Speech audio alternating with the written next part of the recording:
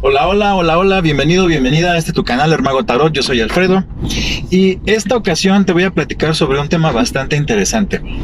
Es sobre el éxito y el fracaso y cómo se relacionan en una energía que puede derivar en que vivas con miedo. ¿Cómo funciona el miedo al fracaso? ¿Cómo funciona el miedo al fracaso?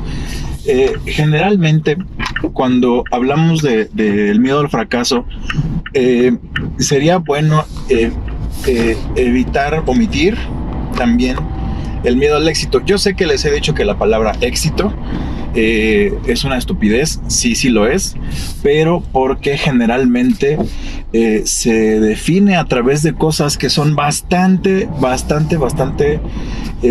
construidas por una cuadrícula social y económica que parece ser que limita demasiado lo que puede significar el éxito. Aquí el asuntacho es que cuando hablas sobre el miedo al éxito o el miedo al fracaso o cualquiera de estos dos extremos de un mismo hilo, generalmente realmente se está hablando sobre cómo la persona entiende eso de merecer. Y el merecimiento es algo que se trabaja desde mamá y papá. Entonces, ¿cómo se trabaja el merecimiento? En principio, necesitamos entender una relación bastante importante, que la primera relación importante de nuestras vidas es a través de mamá, ¿sí? Y la siguiente relación importante de nuestras vidas es observar cómo funcionan papá y mamá. Es evidente que si tu papá fue ausente, es evidente que si tu mamá fue violenta, es evidente que si viviste y aprendiste a través de la ausencia o la violencia de mamá o papá o de los dos, es una cosa muy difícil entender cómo merecer en esta vida, ¿sí? Porque no hay un punto de partida sólido, ¿sí? Y eso te hace crear herramientas demasiado rígidas a través de las cuales tienes o quieres o te obligas a vivir la vida para tener ciertas o un cierto número de certezas o entendimiento de la vida que te haga creer o sentir que eres dominante en esa vida, ¿sí? Cuando creces con ausencias o con violencia, ¿sí?, de niño creas esas herramientas. Entonces, ¿por qué necesitas crearlas cuando eres niño? Pues porque cuando eres niño es cuando necesitas aprender a sopesar esas carencias. Y esas carencias generalmente se compensan desde una mentalidad infantil. Y eso está bien, pues porque eres niño. El problema está en que cuando creas esa herramienta, es una herramienta que tú crees que te va a servir para toda la vida y la vives como tal. O sea, vives esa herramienta como si esa fuera la herramienta a través de la que tienes que vivir toda la vida, o ese conjunto de herramientas. Y entonces vives una adultez basada en conceptos que están fundamentados en compensaciones infantiles. No quiere decir que sea malo, o no te estoy diciendo infantil, pero sí. De lo que se trata ser adulto es llegar a la adultez y entender que cuando dices, este problema lo voy a resolver con mi caja de herramientas, y abres tu caja de herramientas y cuando la abres descubres que adentro hay un pato de hule y un trenecito chuchú y un montón de cosas que creaste como herramientas de niño para, no sé, para que te dieran atención o validación de algún tipo, ¿ok? Entonces, esas herramientas que creaste de niño y que las estás viviendo en la adultez, implican que tú ganes la validación a través de actos específicos, ¿sí? Y esos actos específicos te validan, sí, ante otras personas, o sea, te hacen sentir superior, o te hacen sentir amado, o te hacen sentir visto. Y cuando tienes herramientas que solo sirven para eso, tus dolores se replican en muchos lugares y en muchas capas de tu vida, en el trabajo, en la relación de pareja, en la relación con tus hijos. Entonces te explico todo esto porque para entender la relación más importante que tenemos en la vida, la primera relación importante que tenemos con la vida es con mamá, porque de mamá obtenemos la vida. ¿sí? De papá obtenemos la conciencia, porque es una cosa bien curiosa. La chispa de la conciencia, recibirla a través de papá, es entender que esa semilla que aporta papá es la que es la que provoca la explosión de conciencia. Pero no quiere decir que sea lo único. Todos los materiales necesarios para que esa conciencia exista, crezca, sobreviva, se desarrolle, los tiene mamá. Entonces no puede existir uno sin el otro por ahora. El asunto es que esa primera relación con mamá de alguna forma mitiga o hace lejana, ¿sí?, la relación con papá, y no pasa nada. O sea, ¿por qué? Porque la primera relación verdaderamente íntima es con mamá. Saliste de sus entrañas. No puede haber intimidad más importante que eso. ¿Ok? Saliste de sus entrañas. Número 1. Y después, 2, te alimentaste de su cuerpo. Es una intimidad muy poderosa. Y a través de esa intimidad, a través de ese amor, a través de ese calor, a través de esa energía que hace fluir mamá para uno, de alimentarse lo mejor que le sea posible según sus recursos, de darse tiempo para alimentarte, de darse tiempo para cuidarte, para arrullarte, para buscar entender por qué estás llorando cuando eres un nene, porque ni siquiera tú sabes, no tienes conciencia todavía desarrollada, pero ya hay algo que busca ser consciente, y que mamá y papá se den tiempo, también los dos, evidentemente, de buscar ese desarrollo. Generalmente la relación más directa y más íntima y más importante es con mamá. Cuando papá se empieza a hacer presente, generalmente los hombres tenemos una ternura distinta, ¿ok? Porque los hombres, en términos, estoy generalizando bastante, los hombres tenemos un temor a lastimar, ¿sí? Los hombres, de manera intrínseca, tenemos un temor extraño a lastimar, a ser demasiado brutos o toscos, y esa posible tosquedad se puede manifestar a través de miedo. Ese miedo a lastimar se puede manifestar a través de miedo a la intimidad, ¿sí? Miedo a equivocarse, miedo a ser un bruto. No quiere decir que suceda en todos los hombres, pero bueno, ha sido una especie de constante dentro de cierto círculo en el que yo he podido ayudar. ¿Por qué te digo esto? Mira, al final, después de varios años de estar dando consultas, entiendo una cosa importantísima.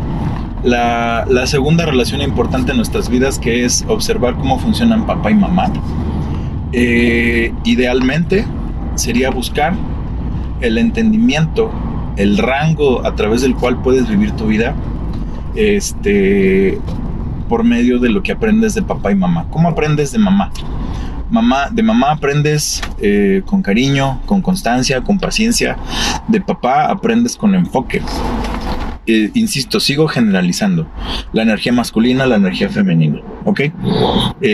Siempre hay un extremo, ¿no? Es la energía de padre, ¿ok? Masculino, femenino. No son opuestos, son complementarios, pero hay que aprender el rango. Entonces, de papá necesitamos más bien obtener un sentido de orden, un sentido de propósito, una dirección, ¿sí? Una metodología que nos ayude no solo a organizar nuestras vidas, sino a entender que necesitamos aprender a hacer. A veces la energía masculina a un niño o una niña, dependiendo del contexto, le dice: defiéndete así, ¿sí? Defiéndete así, haz esto, reacciona de esta forma.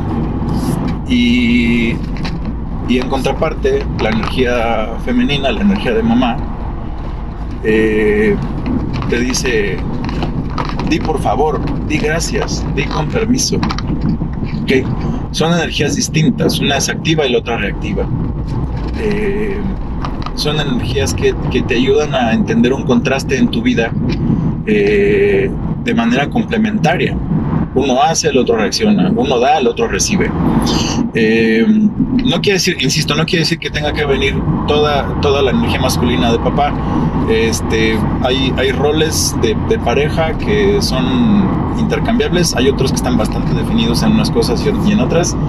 El común es que nadie sepa exactamente cuál es su rol y que busque forzar al otro a llevar a cabo un rol que no quiere llevar o que no le corresponde, porque la persona que lo impone ya está viviendo a través de una energía que condiciona. Pero bueno, eso ya es tema de otra plática. Entonces, a través de este contraste de papá te coloca una estructura y mamá te ayuda a tener un propósito, ¿sí? Lo voy a explicar un poquito mejor. En el común denominador del ideal de las relaciones papá-mamá con hijos, papá nos enseña a través de lastimarnos. Papá nos lastima un poco, ¿sí? El papá nos enseña el no, ¿ok? La energía masculina nos enseña el no. Y también nos puede ayudar a aprender el qué, ¿sí? ¿Qué quieres? Esto. No. ¿Por qué? Pues porque yo lo digo. Sí. Nada más. Porque la energía de papá es una contraposición a la energía infantil que quiere hacer y crear y decir y sentir. Y papá sabe dónde es un lugar seguro. Mamá también. De hecho, mamá lo sabe mejor. ¿Ok? Pero papá necesita herir un poquito. La herida que provoca papá, y eso se entiende más cuando estudias astrología, la herida que provoca papá es una herida formadora. Sí, puede ser una herida castrante, puede ser una energía muy jodona, pero lo importante de esto es que esa energía te ayuda a saber el no, ¿ok? No quiere decir que tenga que ser siempre un no, ¿sí? Quiere decir que se está creando un límite, se está creando un corral, se está creando 4 paredes a tu alrededor, ¿sí? Que delimitan tu rango de acción. ¿Y por qué papá te condiciona a través de un no? Porque necesitas aprender a vivir dentro de ese corral. Lo primero es aprender a vivir dentro de ese corral y aprender la libertad a través de ese no. Que aunque tengas el no, te sientas libre de usar los recursos que ya tienes a la mano, ¿ok?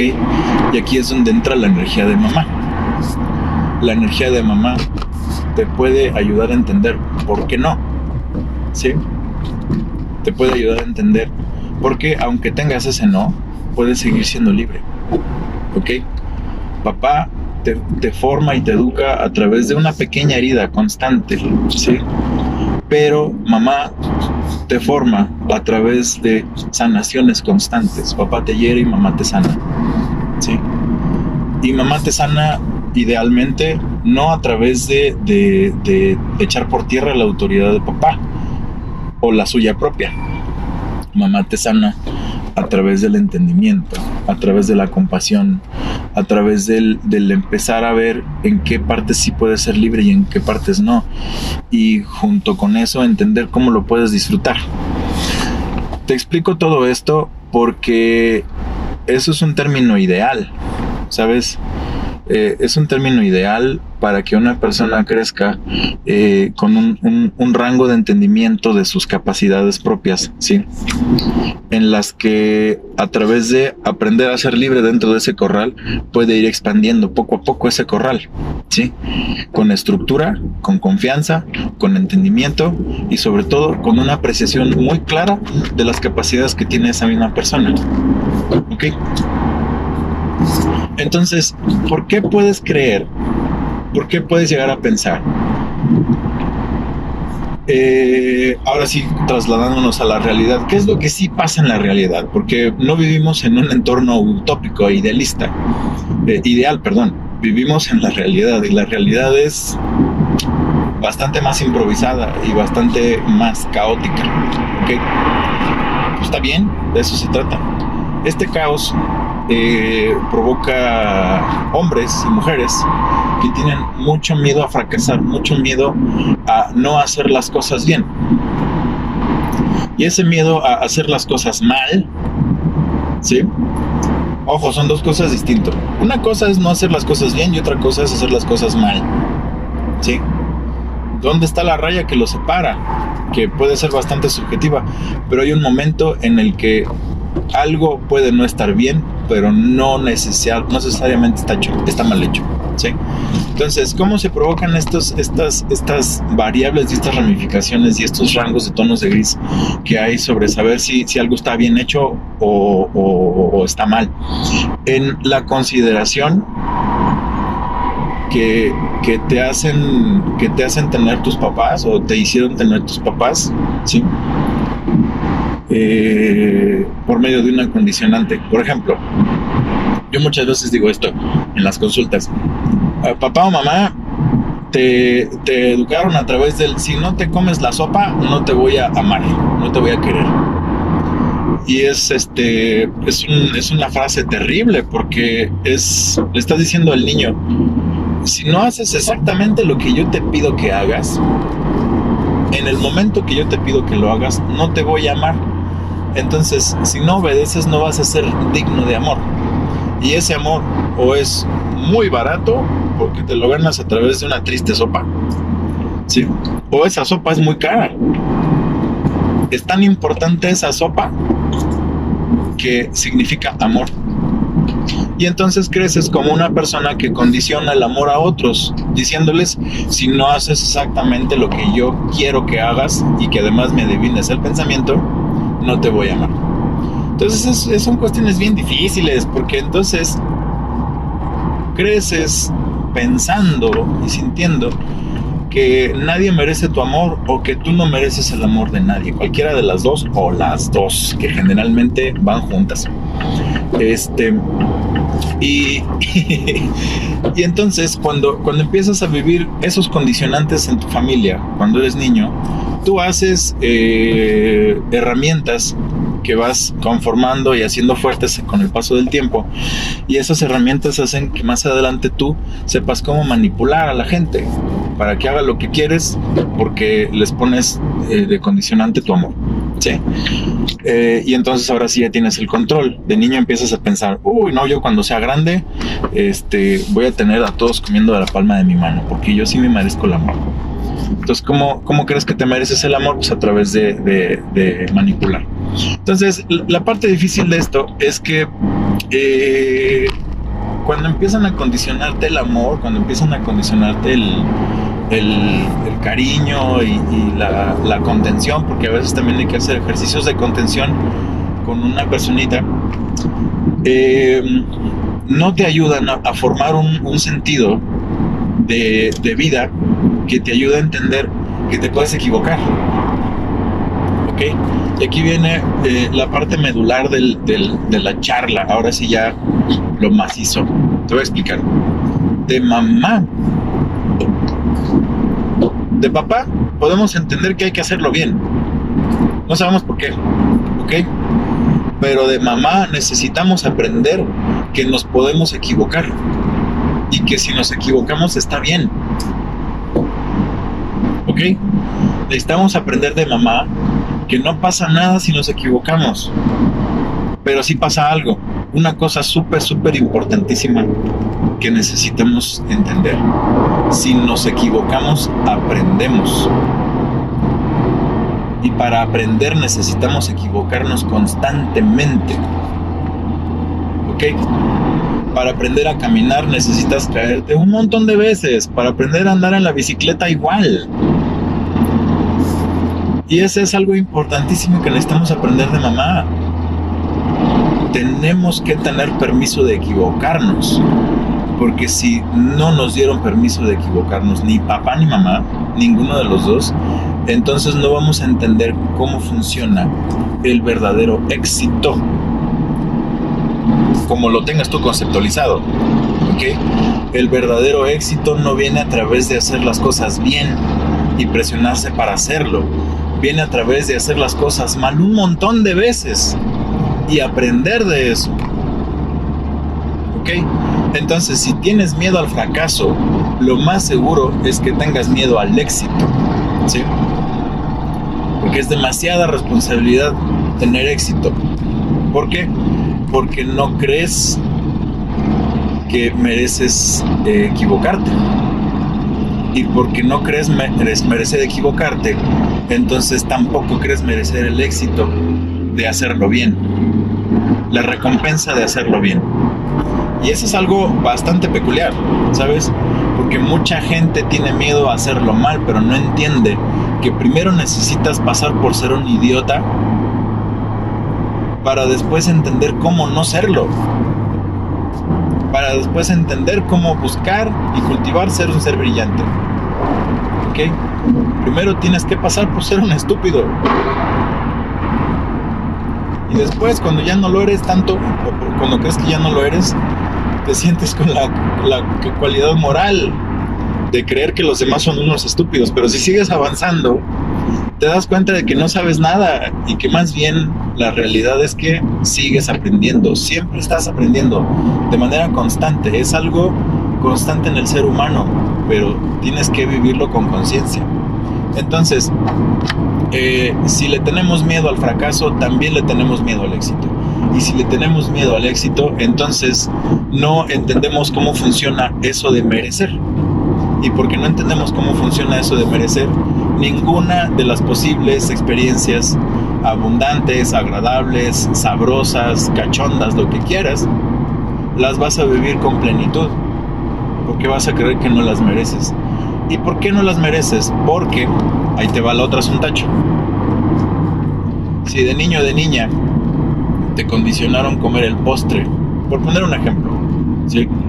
A que te comas la verdura, está muy bien, ¿ok? A que te comas tus vegetales, está muy bien. Qué bueno, esa es una parte formadora importantísima en la mente de un ser humano, ¿sí? Hay cosas que nos damos gustos, que no nos hacen tanto bien, pero que son sabrosos, ¿sí? Como un postre muy dulce y etcétera. Ok, hay que aprender a lidiar con esas energías del querer, pero de la suficiencia. Está muy bien. Pero si siempre pedías y nunca se te daba, ¿ok? O en tu cabeza parece ser que nunca se te daba, te fuiste formando una idea de que no te lo mereces. Y no solo no te lo mereces, tienes que hacer muchas cosas, tienes que hacer cosas de más para siquiera llegar a la idea de que puedes merecerte un poquito, ¿sí? No te mereces ir al spa a que te den un masaje, ¿sí? Lo haces cuando llegas a un nivel de hartazgo, pero no te lo mereces. Más bien ya estás en una cosa que es bastante más pesada, que es el desfogue, ¿no? Por hartazgo. Pero aún así, eso tampoco quiere decir que te mereces eso. Te mereces una vida sabrosa y bonita, ¿sí? Y no desestresada, porque el estrés también te enfoca, ¿ok? Pero te mereces una vida bonita, no un fin de semana, una vida bonita, ¿sí? Y si no trabajas el merecer a través del entender que te esfuerzas demasiado y que tienes permiso de equivocarte, hay que trabajar ese merecer a través de eso. Tienes permiso de equivocarte y además te esfuerzas demasiado. Esas dos cosas son importantísimas que las entiendas, ¿sí? Te esfuerzas demasiado. Es más, cuando cometes la burrada de decir, es que yo le exijo mucho a los demás porque me exijo mucho a mí mismo. Ay, Dios mío, por favor, no nos castigues. ¡Qué joda! Aguanta, espérate. O sea, no tenemos que sufrir tu rigidez hacia ti mismo, hacia ti misma. Y tú tampoco tienes por qué sufrirlo. No necesitas ser tan duro contigo misma o contigo mismo, porque el problema que estás creando con eso es que te estás convirtiendo en tu peor patrón y tú te ves como un asset que es un recurso ilimitado, y no eres ilimitado, eres finito. O sea, te acabas, te cansas, te desgastas, ¿sí? Es abrasivo el creer que tienes energías infinitas y que tienes que sacar todo el provecho de tu mente, de tu cuerpo, de tus horas de sueño, ¿sabes? Pero ¿por qué vives eso? Porque no te enseñaron a merecer la contención, no te enseñaron a merecer el cariño, el espacio, ¿sí? Y entonces, porque no te enseñaron a merecer eso, creas herramientas en las que tienes que hacerte una persona que exagera en sus propias estimaciones de tiempo, de trabajo, de esfuerzo, etcétera, etcétera. Y no te das tiempo, pues, para descansar. Y porque no te das tiempo para descansar, cada vez te agotas más y cada vez crees que lo estás haciendo mal, cuando la realidad es que lo estás haciendo mal porque estás desgastado, porque estás cansado, ¿sí? Y entonces te presionas porque no lo estás haciendo bien. Y aquí ahora sí ya voy a explicar cuál es la diferencia entre hacerlo mal y no hacerlo bien. ¿Ok? Hay un actor, cómico, filósofo, escritor que se llama Odín Dupeirón, que tiene una filosofía bastante curiosa y me encanta. Que tienes que ser el número uno, tienes que ser el número uno. Hay mucho rollo si soy el 14 o el 15. Hay mucho problema si soy el 3 o el 4. ¿De veras me tengo que partir la espalda para ser el número uno? ¿El número uno en qué? Porque siempre va a haber alguien más arriba de ti. ¿Cuándo es suficiente? ¿Sí? Entonces, ¿cuál es la diferencia entre hacerlo mal y no hacerlo bien? Justo eso. Necesitas hacerlo y ya. Y con el tiempo y la habilidad que tenemos los humanos de aprender a hacerlo cada vez mejor las cosas, ¿sí?, lo vas a ir desarrollando y lo vas a ir evolucionando. Pero el punto es que si buscas hacerlo bien desde el principio, te estás enfocando mal. Ahí sí, fíjate, te estás enfocando mal. ¿Por qué? Porque ese enfoque necesita que tú entiendas que necesitas espacio, que necesitas tiempo para aprender a hacerlo bien. Y no solo para aprender a hacerlo bien, sino también aprender por qué lo estás haciendo. Deducir por qué lo estás haciendo.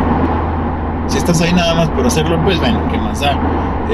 Pero si tienes un propósito, vas a procurarte no solo hacerlo bien, sino hacerlo con un enfoque que te ayude a disfrutarlo. Y eso está bastante más chido. Ahora, ¿por qué digo que esto viene de papá y mamá y no del entorno? Porque a veces el entorno solamente... De hecho, bueno, esto viene de papá y mamá, ¿sí? Ese flujo entre el yo te doy el no y mamá te da el sí, yo te hiero y papá te hiero y mamá te sana, ¿sí? Yo te estructuro y mamá te libera, ¿sí? Es un rango que necesitamos vivir y es un rango que necesitamos entender para poder creer en nosotros a través del error. Necesitamos confiar en que el error nos va a enseñar y que no vamos a vivir un castigo más importante o más terrible que el simple hecho de aprender de tus errores, ¿sí? Esa es la parte más importante de la vida.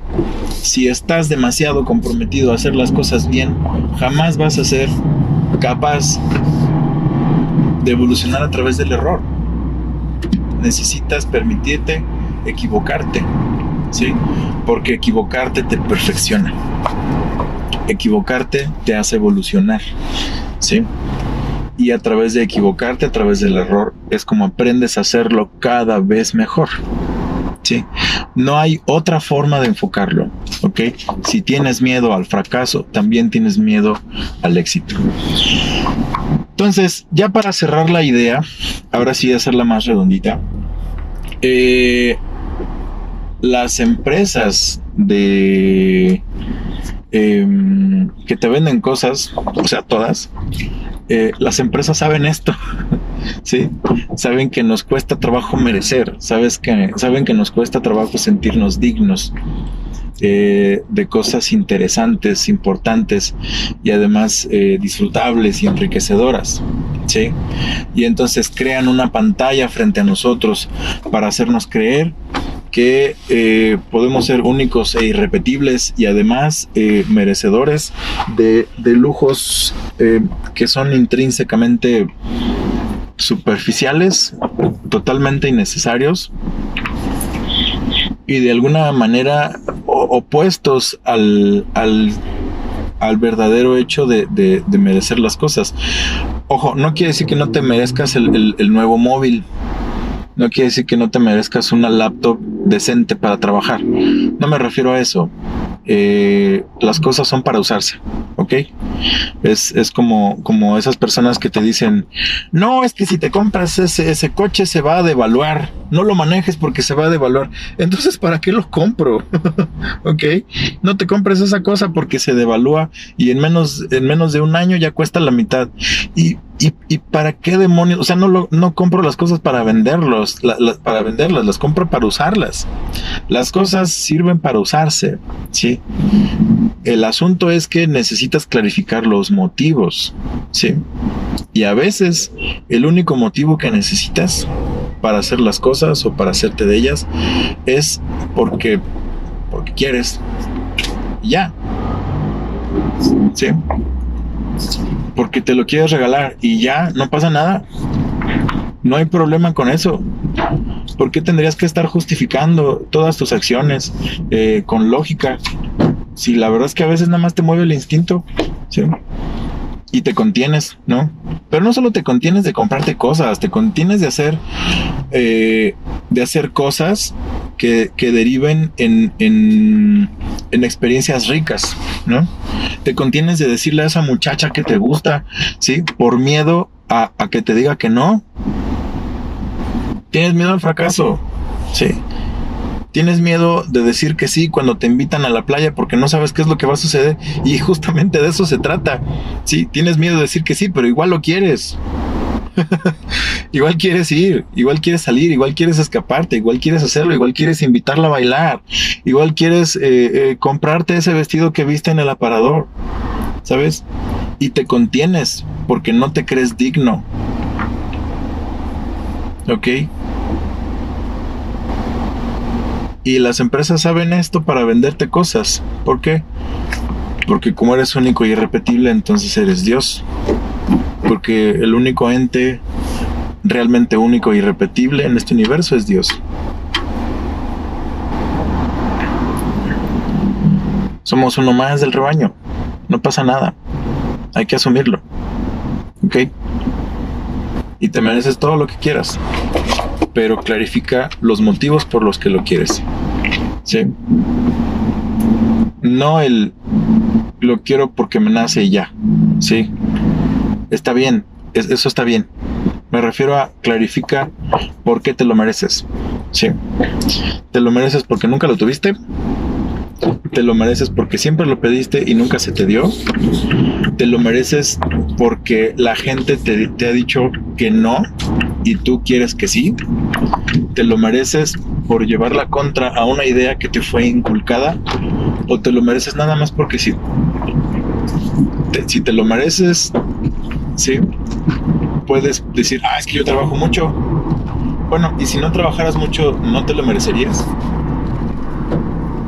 Esos son los motivos que hay que trabajar. No me voy a comprar una computadora porque pues quiero trabajar más rápido, ¿no? Y al final otro de los motivos es porque quieres jugar videojuegos. No pasa nada, sí. Pero ahí el asunto no es el motivo de hacerte de las cosas o de las experiencias, sí. Si a través de ese autorregalo que te haces estás tratando de resarcir un dolor de carencia, sí, entonces eso es lo que hay que trabajar.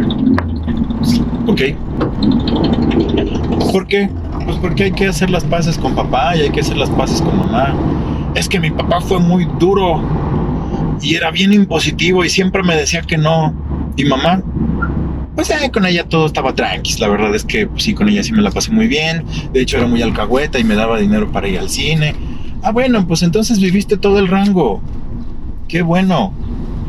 Y a veces los papás, a sabiendas, sobre todo los papás de antes, ¿sí?, eran así de duros, aún queriendo ser tiernos, pero no sabían cómo. Sí. Entonces, pues hay que hacer las paces con papá y hay que hacer las paces con mamá. Pues porque ahí estuvieron y son los que no solo te dieron la vida, ¿sí?, sino también te ayudaron a formar una conciencia, ya sea por presencia o por ausencia, por amor o por violencia, pero te ayudaron a ser consciente. Y allí están. ¿Sí? Y podrías pensar que los odias, y está bien, pero si conectas con ese amor que está ahí, esa necesidad de cariño que está ahí, esa necesidad de aceptación que ahí está, ¿sí?, puedes reconocer los verdaderos motivos por los que haces muchas cosas. Por ejemplo, buscar una pareja. Y entonces puede ser que si viviste una mamá ausente y emocionalmente cortante, en tu adultez busques mujeres ausentes y emocionalmente cortantes o condicionantes, ¿sí? Si viviste un papá violento y emocionalmente intenso, pues puede que busques también parejas que sean así, ¿sí?, para resarcir el daño que tuviste a través de una persona que funciona igual en el dolor. ¿Ok? Tiene toda la lógica del mundo, es el balance de las energías, pero tu chamba, tu trabajo es hacerte consciente de eso y entrarle conscientemente a una relación así para entender de qué se trata lo que estás arreglando. No quiere decir que experimentes con las emociones de la gente. Si ya estás ahí y estás en ese proceso de conciencia, está perfecto, ¿sí? No empieces una relación, por favor, para entender. Si empiezas una relación, busca entender por qué estás ahí, ¿sí? ¿Dónde está la carencia que viviste? Y entonces ahí puedes ver dónde están esas experiencias de dolor y esa cuota de culpa que necesitas vivir con esta persona. La cuota de culpa es un concepto que estoy tratando de definir, pero en términos básicos es qué dolores necesito vivir para hacerme merecer esta relación. ¿Qué dolores necesito vivir para sentir que merezco esta situación, este trabajo, cualquier cosa? ¿Ok? Y entonces, a través de esa pregunta puedes entender por qué haces lo que haces, que generalmente es la búsqueda de un balance que no se tuvo. ¿Sí? Entonces tratas de resarcir un daño con una persona que funciona igual y tratas de convencerlo de que funcione distinto, y por eso a veces condicionamos, pero la realidad es que lo que te toca a ti es aprender cómo aceptar que la persona es como es y que tú necesitas cambiar tus reacciones. Tú necesitas más bien afinar y hacer más sutiles tus reacciones a través de la observación. Entonces, resumiendo, ahora sí, ¿por qué le puedes tener miedo al fracaso? Porque se te fue condicionado el cariño. ¿A través de qué? A través de siempre hacerlo bien, ¿sí? Siempre tienes que sacar las mejores calificaciones en la escuela. Y si no sacas puro 10 o puro 100, ¿sí?, entonces no mereces reconocimiento alguno. Si no lo haces perfecto, entonces eres un imbécil, ¿sí? Entonces eres un indigno. Entonces no me sirves. Entonces no te doy amor. ¿Por qué tenemos miedo al fracaso? Porque se nos condicionó demasiado el ser dignos de ser amados. ¿Y qué pasa si le tienes miedo al fracaso? Al mismo tiempo le tienes miedo al éxito. Porque parece ser que está tan lejano y tan cercano. ¿Cómo puede haber papás o familias que le piden a sus hijos siempre sacar las calificaciones de excelencia y no creer que le están matando el sentido del amor a la pobre criatura? Entonces, ¿por qué le tienes miedo al éxito? Al fracaso, perdón. Porque se te condicionó a través de los logros, o a través de la obediencia, o la esclavitud, si así le quieres decir, porque a veces así pasa, si eras digno o no eras digno. Y a través de eso te hicieron tener miedo al éxito, sea cual sea el concepto que tienes de éxito. Y entonces, como le tienes miedo al éxito, no te sabes ser digno de ninguno de sus resultados y por tanto no te sientes digno de descansar y por eso te desgastas, y porque te desgastas eres infeliz, y eso de manera crónica te provoca una apatía con la vida que te lleva a la depresión. ¿Sí? Entonces, ojo, amigo, amiga, cuídate mucho, cuida mucho ese cerebrito y ese corazoncito y ese entendimiento de que estás en un proceso, estás aprendiendo a vivir. No tienes que hacerlo perfecto, no tienes que ser el mejor elemento, tienes que ser un elemento y ya. ¿Sí? Tienes que ser un elemento, y ese elemento más le vale tener la conciencia de que siempre está aprendiendo a hacerlo cada vez mejor, ¿sí? Pero no sabe hacerlo perfecto. Y a través de eso te puedes cultivar una compasión que nunca habías tenido contigo misma. ¿Ok? Y eso es una bendición. Cuídense mucho, espero que la pasen muy bien, disfruten este próximo fin de semana y les mando muy buenas vibras y un besote. Chau, chau.